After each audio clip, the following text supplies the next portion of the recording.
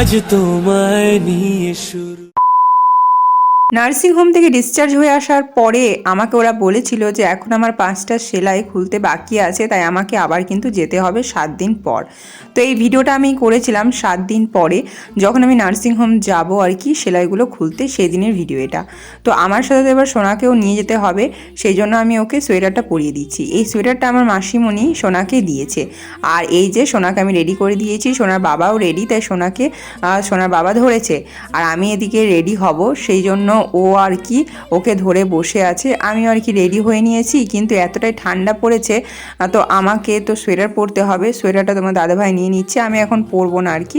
তো এই যে দেখো আমি বেরিয়ে পড়েছি, কারণ গাড়ি চলে এসেছে আর আমরাও ঠিক টাইমে রেডি হয়ে নিয়েছি। আমি তো এখন সিঁদুর বা টিপ কোনো কিছু পরতে পারবো না, তাই আমারও সেরকম কিছু রেডি হওয়ার নেই, জাস্ট নাইটিটা পরে নিয়েছি। এখন তো শাড়িটারি আমি পরতে পারবো না, তো সেই জন্য আর কি নাইটি পরেই আর কি ডক্টরের কাছে যাব। তোমার দাদাভাই যে সোনাকে ধরলো, কারণ ওই আর কি ধরে নিয়ে যাবে, মাঝখানে তো অসুবিধে হয়, তখন আমি আর কি নেব। আর বলতে বলতে এই যে দেখো আমি নিয়েও নিয়েছি ওকে, ওর আর কি খিদে পেয়ে গেছিলো। তো এখন আমরা বেরিয়ে পড়েছি নার্সিংহোম যাওয়ার জন্য। তো রাস্তায় আর কোনো ভিডিও করিনি, একদম ওখানে পৌঁছেই ভিডিওটা অন করেছি। একটা কাণ্ড হয়ে গেছিলো যে আমাদের প্রেসক্রিপশনগুলো নিজেতেই আমরা ভুলে গেছিলাম, তো পরে আবার ফোনে আর কি পাঠিয়ে দিল, তো ওখান থেকে আমরা বার করে নিয়েছিলাম।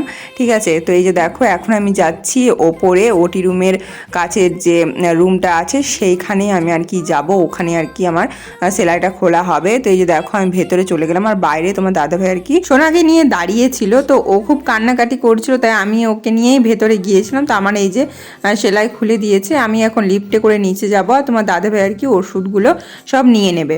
তো এই যে দেখো আমি চলে এসেছি, আর তারপরে কোনো ভিডিও করিনি। এই যে রাতের বেলায় ভিডিওটা আবার অন করেছিলাম, তোমার দাদাভাই হচ্ছে সোনাকে নিয়ে খেলা করছিল, দেখো দুজনের কত গল্প বাবা।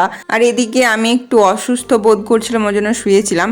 তো তোমরা অনেক দিন ধরে সবাই অপেক্ষা করেছিলে সোনার ফেস দেখার জন্য, আমি তোমাদেরকে অনেক ওয়েট করিয়েছি। তো চলো এবার যে টপিকটার জন্য এই ভিডিওটা, সেটাই আর কি সম্পূর্ণ করি। তোমরা অনেক এক্সাইটেড আছো আমি জানি সোনার ফেস দেখার জন্য। তো আমি এটা আর কি নার্সিংহোমেই করে নিয়েছিলাম যে তোমাদেরকে সোনার ফেস রিভিল ভিডিওটা দেখাবো, তাই আমি সেটা নার্সিংহোমে আর কি শ্যুট করে নিয়েছিলাম। ঠিক আছে, তো সোনা হওয়ার পর কেমন দেখতে হয়েছিল এই যে দেখো আমার সোনা হওয়ার পরের এই ভিডিও এটা আর কি একদিন পরে। তো এই যে দেখো কত সুন্দর শুয়ে আছে, ভাবছে কোথায় আমি জন্মগ্রহণ করে নিলাম রে বাবা, কত সুন্দর ছিলাম মায়ের পেটের ভেতরে, এখানে এসে যত জ্বালা। তো এই যে দেখো তোমাদের কেমন লাগছে সোনাকে অবশ্যই কিন্তু কমেন্ট করে জানাবে।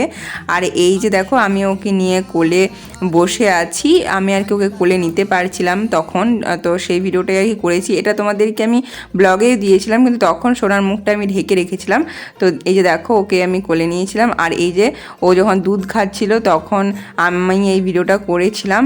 তো দেখো কত সুন্দর শুয়ে আছে শান্ত ছেলের মতন, কিন্তু একেবারে কিন্তু শান্ত না, ও খুব দুষ্টু, খুবই জ্বালাতন করে।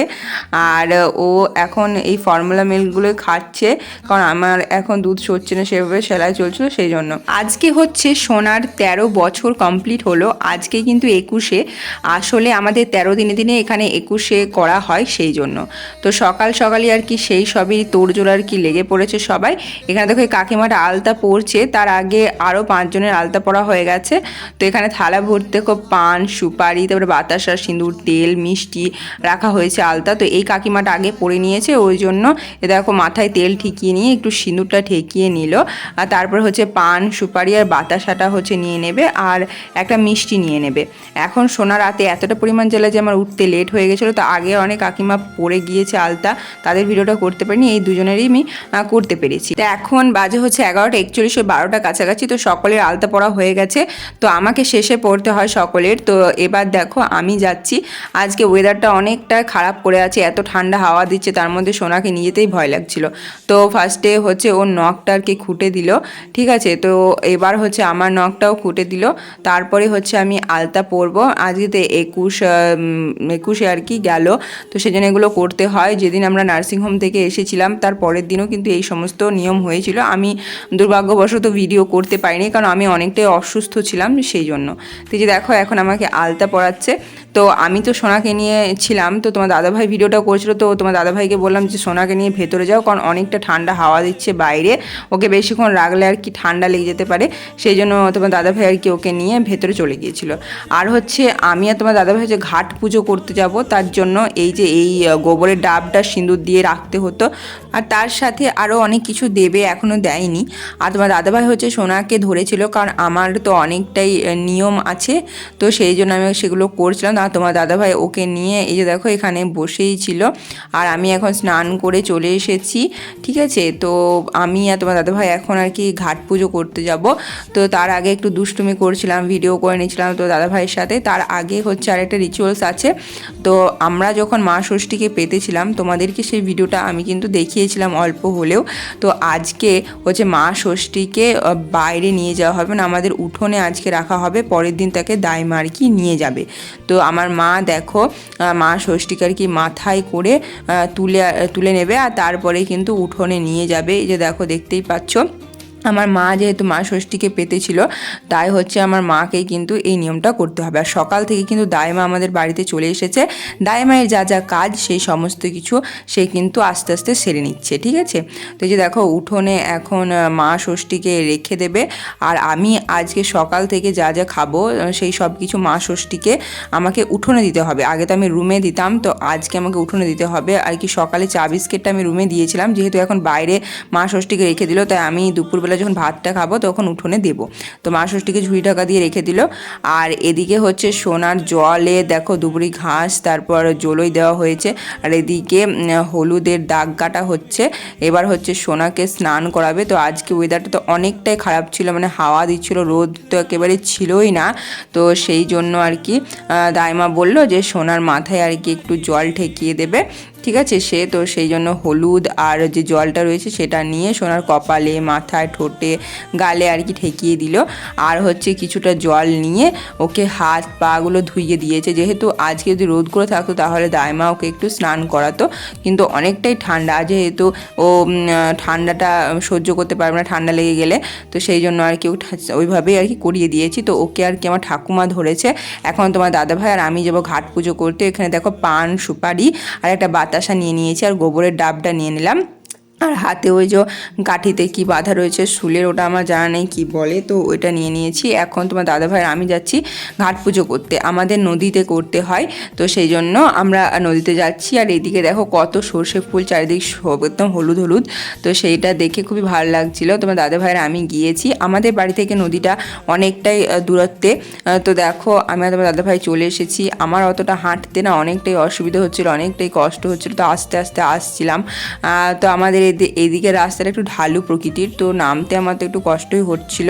তো আমরা যখন নার্সিংহোম থেকে এসেছিলাম তার পরের দিনও আমাদেরকে ঘাট পুজো করতে হয়েছিল। দেখো ডান্ডাটা রয়ে গেছে, কিন্তু পানটা মনে হয় উড়ে চলে গেছে। তো পানের ডাঁটটা না জলের মধ্যে রাখতে হবে, তো সেই জন্য আমি আর কি বালিটাকে একটু নিচু নিচু ভাব করে নিয়েছিলাম যাতে পানের ডাঁটটা জলে থাকে আর কি। তো সেই জন্য তো এবার আমি হচ্ছে জলে নামলাম, আর হচ্ছে যে আমার চুলের যে ডগাটা সেই ডগাটা আর কি জলে ঠেকিয়ে তার কয়েক ফোঁটা জল ওই যে পানের মধ্যে আর কি দিতে হবে। আর অনেক কিছুই আছে, সেই সমস্ত কিছু করে নিয়ে আমি একেবারে ঘাট পুজোটা করে নিলাম। দেখো পানের ডাঁটটা আমি জলের মধ্যে রেখে দিয়েছি, আর ওই ডান্ডাটা আর কি এভাবে মাটিতে পুঁতে দিতে হবে, তাহলেই কিন্তু ঘাট পুজো করা হয়ে গেল। আসলে এটা হচ্ছে জলকুমারীকে পুজো করা। তো আমি একটু জলকুমারীকে স্মরণ করে নিচ্ছিলাম যে আমার সোনাকে ভালো রেখো, সুস্থ রেখো। আর বন্ধুরা তোমরাও কিন্তু আমার সোনাকে অবশ্যই আশীর্বাদ করবে। ঘাট পুজো করার পর পেছন ফিরে তাকাতে নেই, একেবারে সামনের দিকে তাকিয়েই হচ্ছে বাড়ি চৌকা ডেঙাতে হয়। তো আমরা চলে এসেছিলাম, আর এটা হচ্ছে রাতের বেলায় আমার ঠাকুমা এসেছিল বালাতে কড়ি আর ভেলা পড়াতে। তো হচ্ছে যে লোহার বালাগুলো এনেছিল সেটা শোনার জন্য অনেকটা ভারী হয়ে যাচ্ছিলো, সেজন্য এই বালাগুলো আনা হয়েছে, এগুলো কিন্তু লোহারই। আর দাইমা হচ্ছে একটা কাঁসার থালা দাবি করেছে, তো সেই জন্য একটা কাঁসার থালা আনা হয়েছে দাইমাকে দেবে বলে, পরের দিন মা ষষ্ঠীকে নিয়ে যাবে আর এই কাঁসার থালাটা তাকে দেওয়া হবে। আর এদিকে দেখো আমার মা চলে এসছে সন্ধে প্রদীপ দেখাতে সোনাকে। এদিকে সোনা তো ঘুমাচ্ছে, আর মা ওদিকে সন্ধে প্রদীপ আর কি ওকে দেখিয়ে আর কি চলে গেল। তো ঠাকুমা আর কি দেখো ওই যে বালাগুলোতে ভেলা কড়ি আর কি পরিয়ে দিয়েছে। তো একটা বালা পরালেই হবে, আমি শখ করে আর কি আরেকটা বালা সোনাকে আর কি পরাবো, যেন দুটোই নিয়ে নিয়েছি। তো চলো সোনাকে এবার পরিয়ে দেখি যে ওকে কেমন লাগছে। তো সোনা দেখো প্রথমবার বালা পড়েছে দুটো হাতে, তো ওকে দেখতে কত সুন্দর লাগছে, হাতগুলো একটা আলাদাই লাগছে আর কি। তো আমার তো খুব ভালো লাগছে, তোমাদের কেমন লাগছে অবশ্যই কমেন্ট করে জানাবে। ভিডিওটা কেমন লাগলো সেটাও কিন্তু আমাকে জানাবে।